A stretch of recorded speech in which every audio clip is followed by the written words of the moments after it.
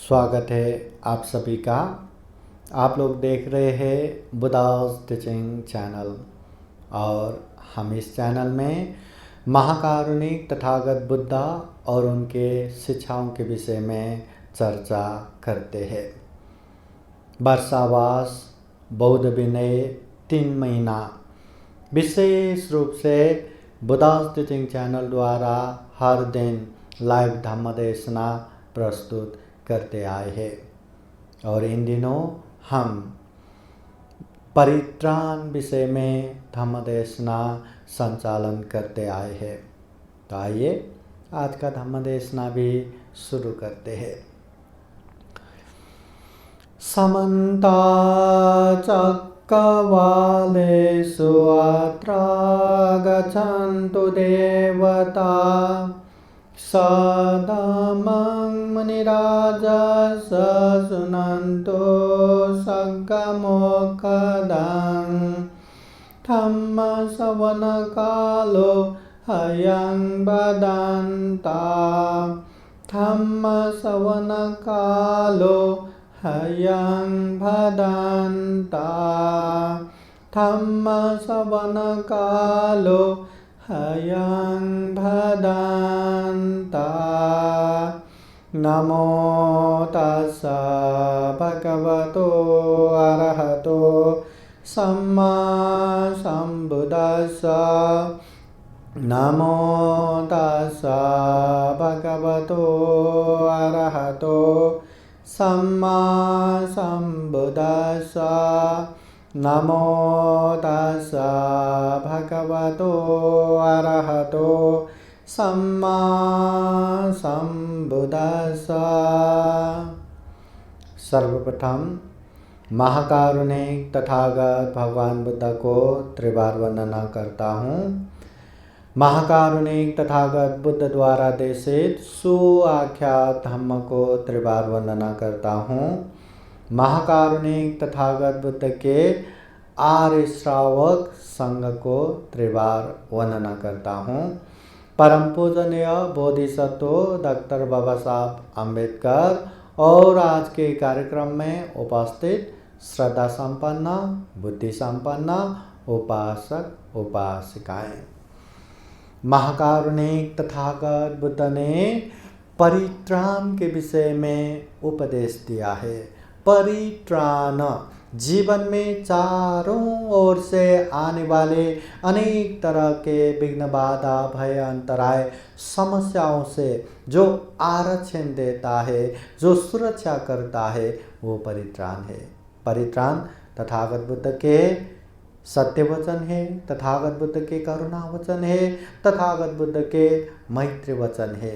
एक तरह से बुद्ध धम्म संघ के अनंत अनंत गुण धम्म और आशीर्वादों से भरा हुआ ये परित्राण पाठ है। परित्राण के विषय में बौद्ध वाङ्मय में बहुत सारा उल्लेख हुआ है।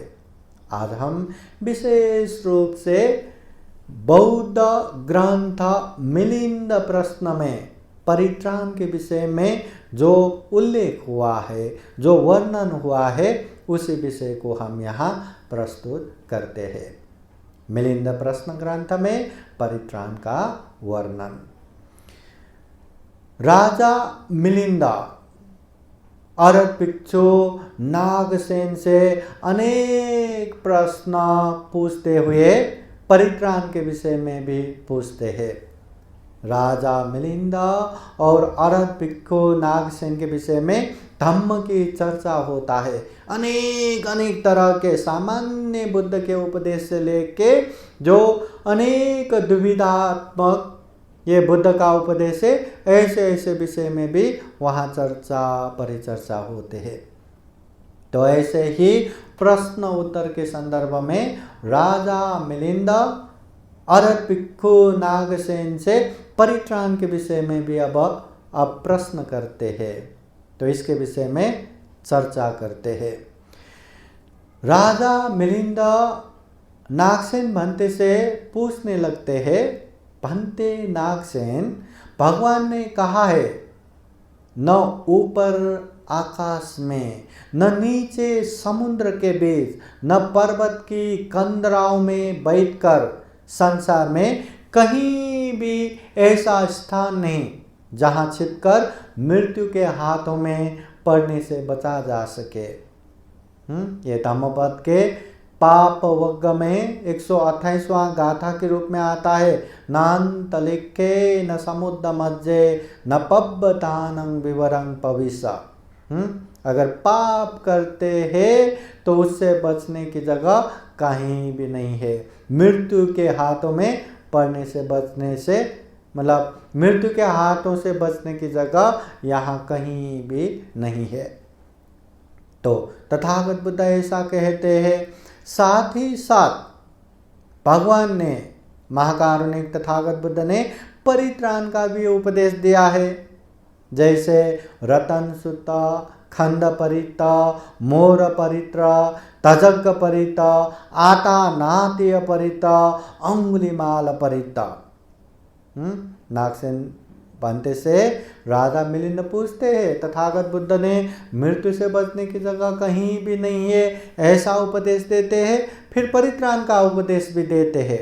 आगे फिर पूछते हैं, भंते नागसेन, यदि ऊपर आकाश में भी उठकर नीचे समुद्र के बीच गोते लगाकर भी, बड़े बड़े प्रासाद के ऊपर चढ़कर भी, कंदराओं में, गुफाओं में और पहाड़ के ढालों पर भी जाकर मृत्यु के हाथों से नहीं बचा जा सकता, तो परित्राण देशना झूठी ठहरती है।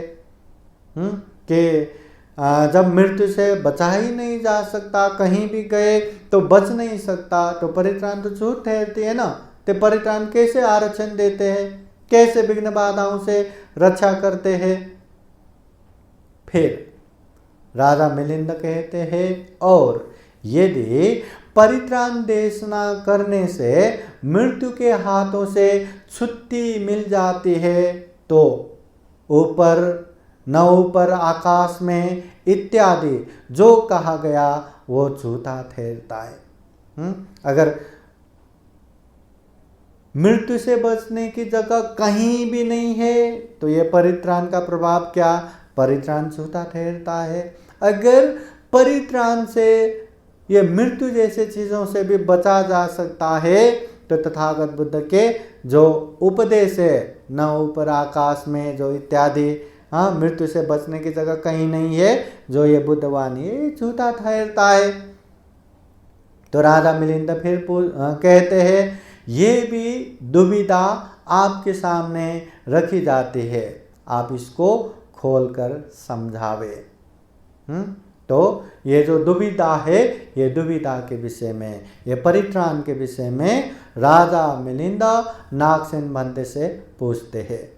उस समय नागसेन भंते राजा मिलिंद को अच्छी तरह से इस विषय में समझाते हैं। मूल ग्रंथ मिलिंद प्रश्न में इसके विषय में विस्तृत रूप से आया हुआ है। उस समय नागसेन भंते जो अरहत हो चुके हैं, तो वो भिक्षु नागसेन राजा मिलिंद को समझाते हुए बताते हैं, महाराज, भगवान ने ये यथार्थ में कहा है कि न ऊपर आकाश में, मतलब न आकाश में जाके, न समुद्र के नीचे छुप के, न पहाड़ कंदरा गुफाओं में छुप के मृत्यु से बचा नहीं जा सकता, मृत्यु से बचने की जगह कहीं भी नहीं है, ये तथागत बुद्ध ने कहा है, ये सत्य है, यथार्थ है।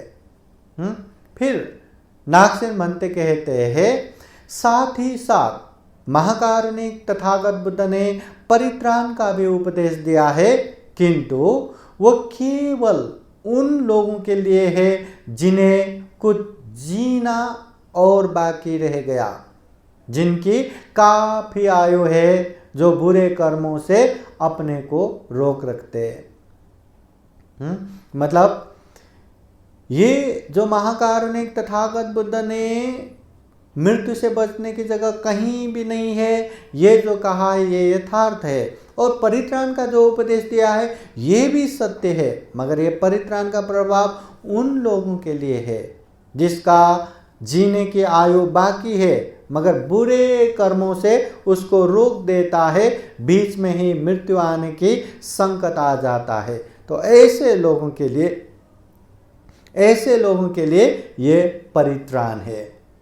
हाँ, तो राजा मिलिंद को नागसेन महंत कहते हैं, महाराज जिनकी आयु समाप्त हो गई है उन्हें रोक रखने के लिए न कोई जोग है न तोतका। मतलब जिसका आयु ही समाप्त हो चुका है, ऐसे व्यक्ति को कोई नहीं बचा सकता, परित्राण भी नहीं बचा सकता। फिर नागसेन महंत कहते हैं, महाराज जैसे मरे सूखे मुरझाए फीका पड़ गए और बिल्कुल निर्जीव हो गए वृक्ष को 1000 घड़े पानी से सींच कर कितना भी पानी दे तब भी वह हरा भरा और पल्लवित नहीं किया जा सकता, वैसे ही या तो दवा करके परित्राण देशना करके आयु पूरा हो गए लोगों को रोका नहीं जा सकता। ये राजा मिलिंद को नागसेन महंत समझाते हैं।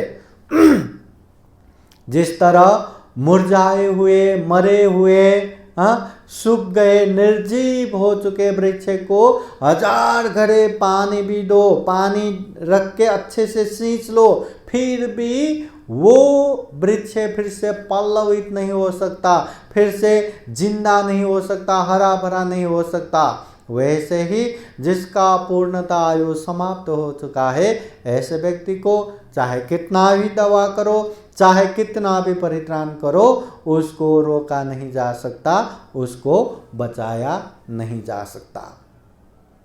फिर अरबिक को नागसेन महंत कहते हैं, महाराज संसार में जितनी जड़ी बूटियां हैं सभी लोगों के लाभ के लिए है, जिन्हें कुछ जीना बाकी है, जिनकी काफी आयु है और जो अपने को बुरे कर्मों से रोक रखते हैं, इसलिए भगवान ने परित्राण का उपदेश दिया है।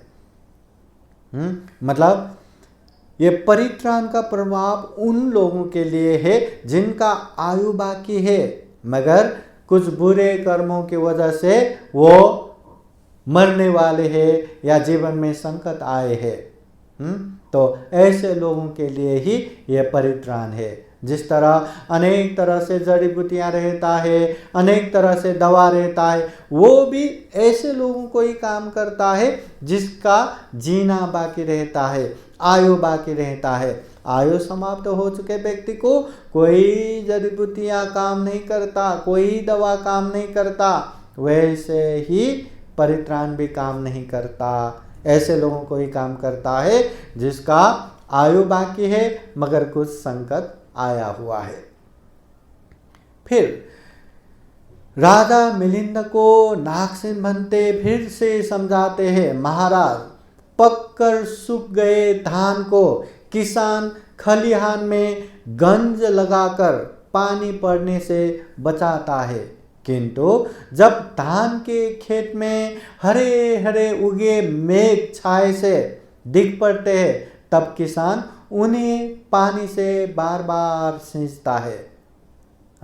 मतलब ये जो धान है अब पक रहा है, सूख रहा है, ऐसे समय में अगर बारिश हो गया तो उसको अच्छे से बचाता है, मगर जब बारिश नहीं, पानी नहीं, तो उसको अच्छे से पानी दे के सींचता है, बार बार सींचता है।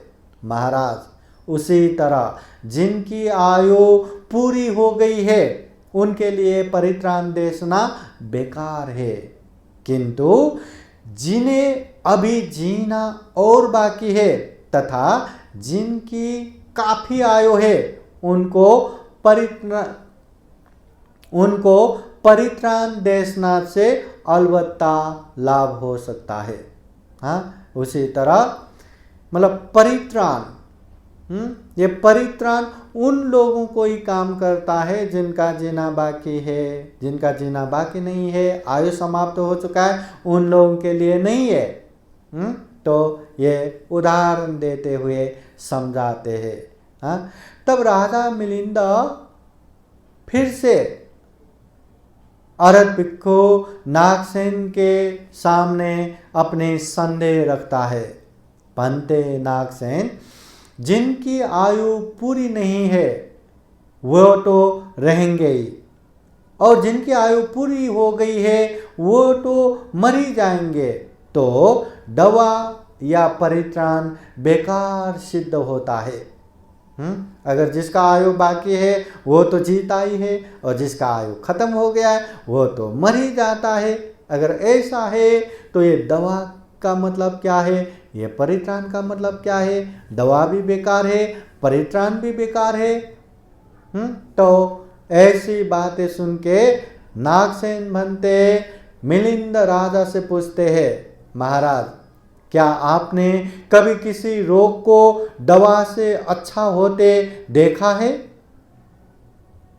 तो राजा मिलिंद कहते हैं, हाँ भंते, देखा है, और एक बार नहीं, दो बार नहीं, सैकड़ों बार देखा है। राजा मिलिंद तब नागसेन भंते को कहते हैं, भंते, वैद्यों को तो हम ये दवा खिलाते, दवा पिलाते और लेप चढ़ाते देख सकते हैं। इससे उस इलाज से रोगी अच्छा भी हो जाता है। तो उस समय नागसेन भंते कहते हैं, महाराज, परित्राण देशना किए जाने पर भी हम लोग शब्दों को सुनते हैं। ये जीभ सूख जाती है, हृदय की चाल धीमी पड़ जाती है, गला बैठ जाता है। इन सभी बातों को देखते हैं। इससे उनके सारे कष्ट दूर हो जाते हैं, सभी उपद्रव शांत हो जाते हैं। जिस समय ये मिलिंद राजा नागसेन भंते को कहते हैं, जो जीने वाले जीते ही है, जो मरने वाले मरते हैं, तो ये दवा भी बेकार है, ये परित्राण भी बेकार है। तो नागसेन भंते कहते हैं, आपने क्या ऐसे लोग नहीं देखा जो दवा लेके ठीक हुए? तो राजा मिलिंद कहते हैं, ऐसे सैकड़ों बार देखे। तो फिर आप कैसे कह सकते हैं कि दवा काम का नहीं?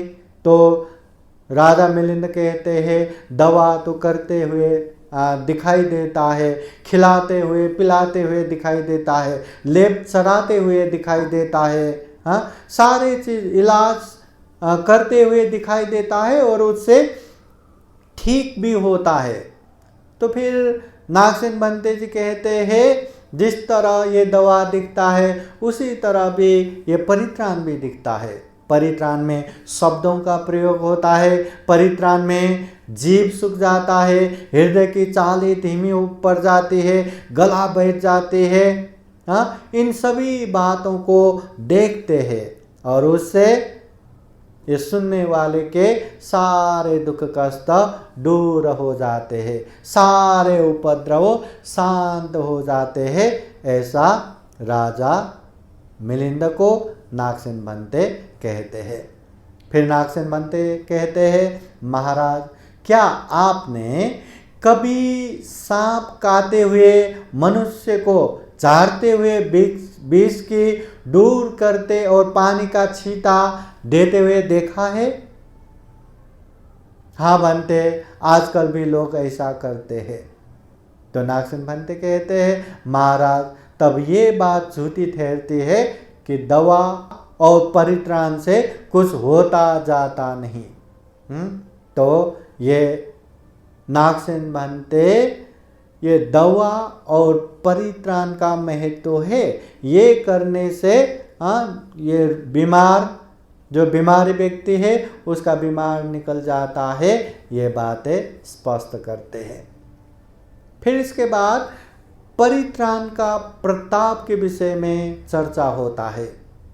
राजा मिलिंद को परित्राण का प्रताप बताते हुए अरहत भंते नागसेन विविध बातें जो तथागत बुद्ध के बातें हैं वो सुनाते हैं। जैसे कि एक परित्राण करने से काटने के लिए आया हुआ सांप भी नहीं काट सकता, उसका जबड़ा ही बैठ जाता है। ये परित्राण का पहला प्रभाव हो गया। फिर दूसरा, चोरों की उठाई लाठी भी नहीं छूटती, वो लाठी को फेंक कर प्रेम करने लगते हैं। ये परित्राण का दूसरा प्रभाव हो गया। तीसरा, बिगड़ा हुआ हाथी भी पास में आकर शांत बैठता है, रुक जाता है। ये परित्राण का तीसरा प्रभाव हो गया। 4, जलती हुई आग की ढेर भी आकर बुझ जाती है। यह परित्राण का चौथा प्रभाव हो गया। 5, हलाहल बीख भी पेट में पड़ जाने से कोई हानि नहीं करता, बल्कि एक भोजन ही बन जाता है। यह परित्राण का 5वां प्रभाव। 6, जल्लाद मारने की इच्छा से आकर भी अपने नौकरों के जैसा नम्र हो जाते हैं। यह परित्राण का 6था प्रभाव। 7, जाल में पड़ जाने से भी नहीं फंसता।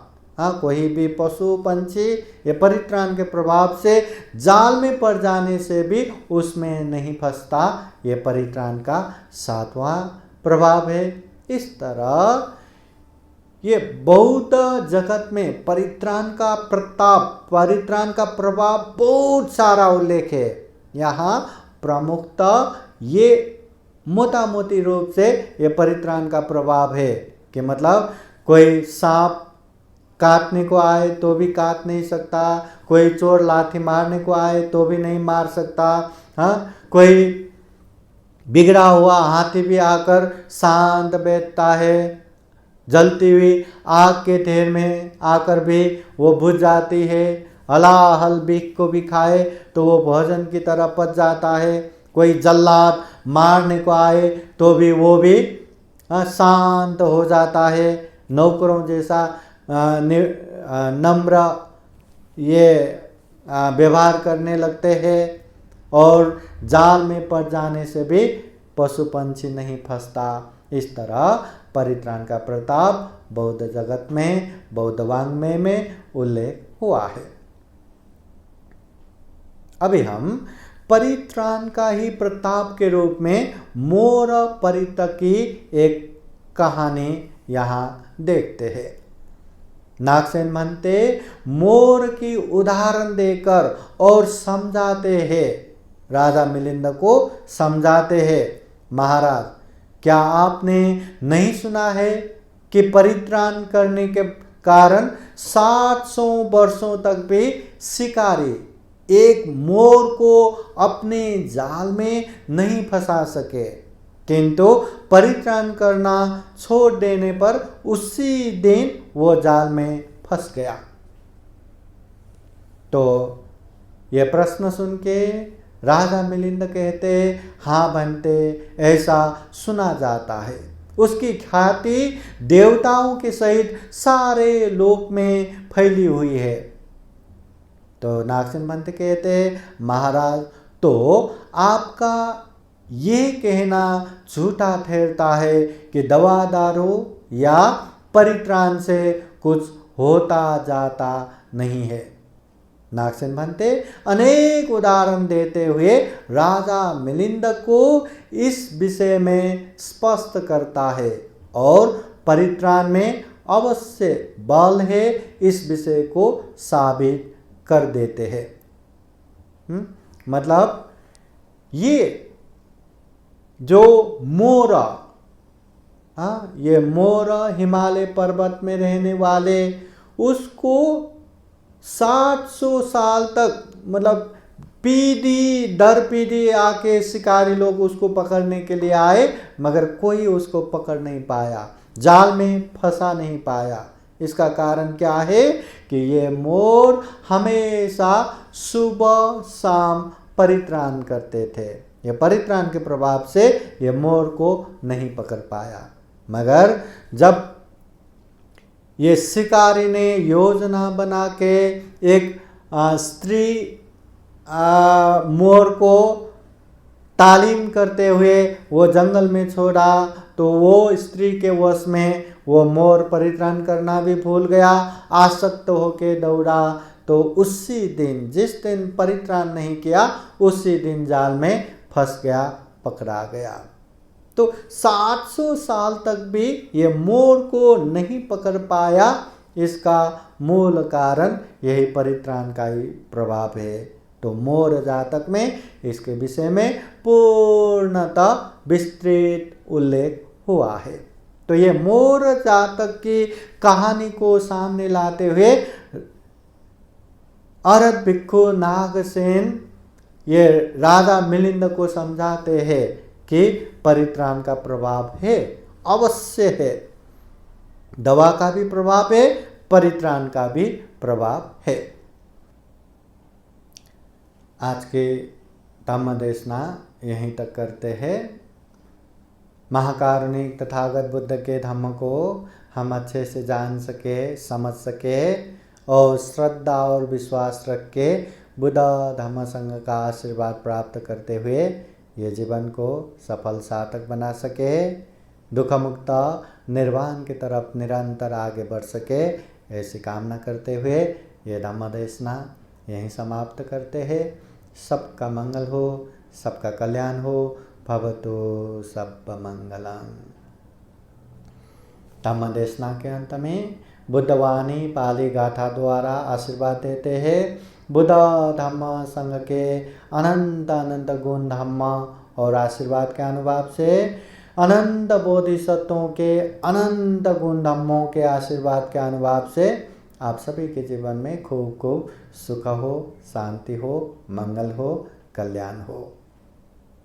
श्रद्धापूर्वक, ध्यानपूर्वक आशीर्वाद ग्रहण करने के लिए हाथ जोड़ते हुए बैठिए। सभेतियो विवाजान्तो सब्बरोगो विनाशतो माते भवतो अन्तरायो सुखी दीर्घायुको भव।